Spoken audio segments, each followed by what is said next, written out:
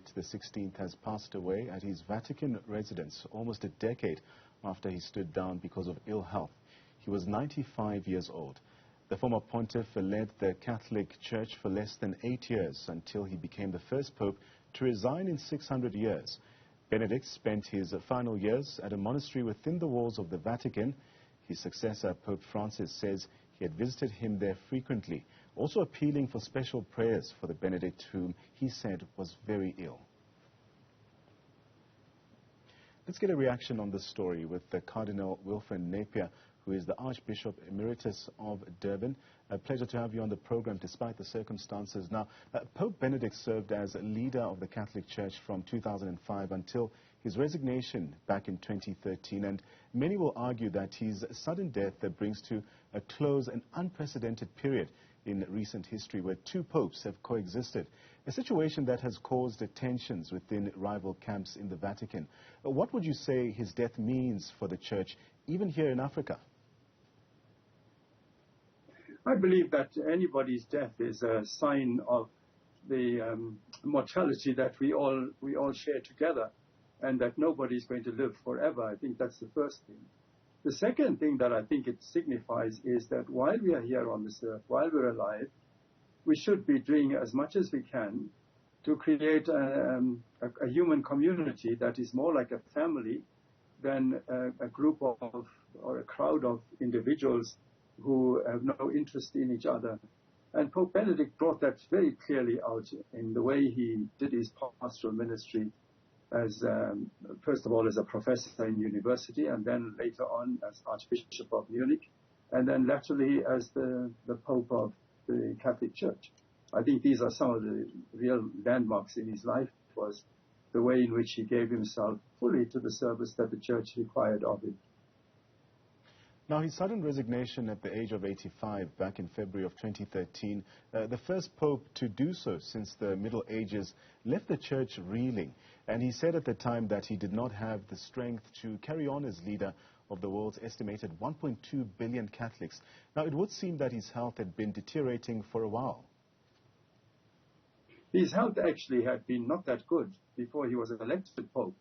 So it was quite a surprise in one way that he made himself available to be pope.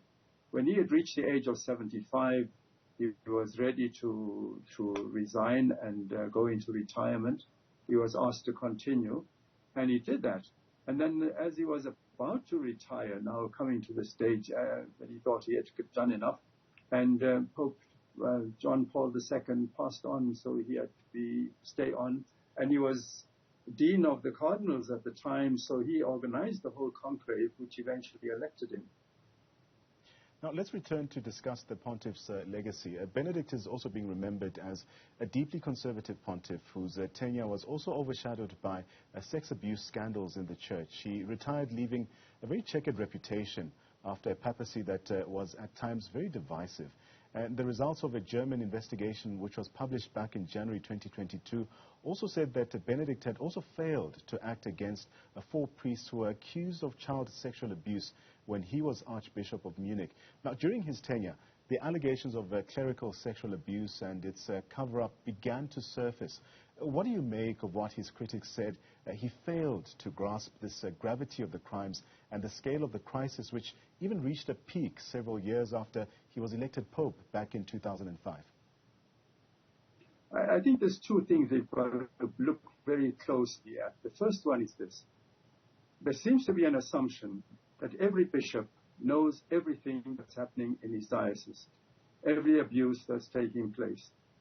In fact, from my personal experience, I can tell you, in most cases, the bishop is the last one to hear of the thing, and by the time he hears it, it's almost out of control.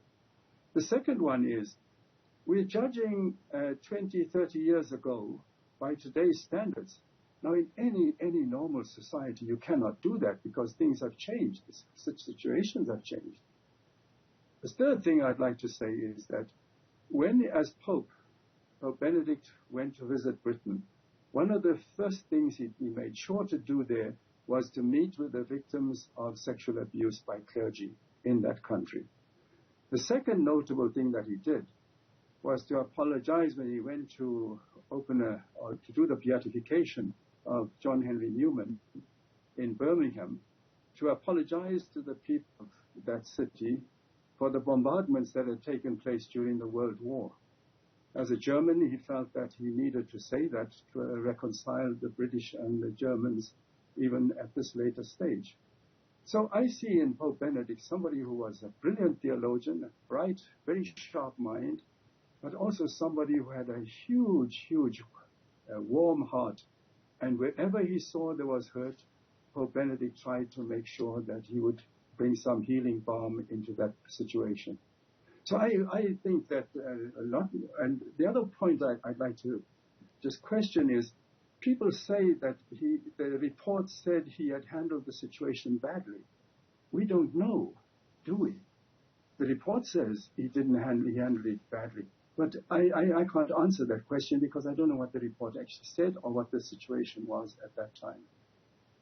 But fast forward to now, I mean, as well as the flood of allegations, the lawsuits and official reports relating to sexual abuse and the priest's complicity in covering it up, the Vatican has also been rocked by the theft of confidential documents, many of which later appeared in an expose of alleged corruption. And in October of 2012, a Vatican court even convicted the Pope's personal butler, that's Paolo Gabriel, of stealing the papers. Now, he told the trial that he had been acting against evil and corruption. Let's now look at the Church's efforts to even try and rectify what some argue is a checkered past and to clean its image in the face of some very damning allegations. Well, let me be very personal on this one. I was asked by Pope Francis to serve on the Council for the Economy, which was charged with ensuring that the Vatican finances were brought up to the standards that are acceptable today, best practice. And we spent 6 years. We started off in a situation where we didn't even know how many properties the Vatican owned, how those properties were administered, whether they were bringing in any income and so on and all that. Well, from that situation of having absolutely nothing on record, we ended up with our first budget at the end of the seventh year.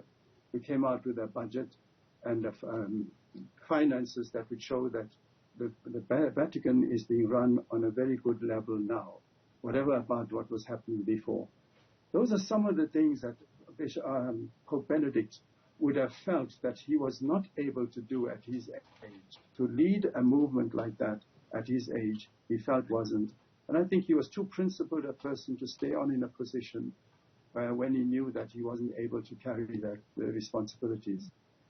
Pope Francis then came in, and he came like a breath of fresh air, bringing a whole new group of people who were an inner council around him, making sure that all best practices, lay people, experts from various parts of the world were brought into that Council for the Economy. I can say quite proudly now that we are in a much better position than we ever have been, I think, in the Church, to know how the finances of the Vatican are being run. And the dream I would have is that every diocese will do something similar so that the finances of the Church, right down from the top to the bottom, would be in good hands, and the practices would be the very best we can. Cardinal Napier, let me thank you very much for your time. That was Cardinal Wilfred Napier.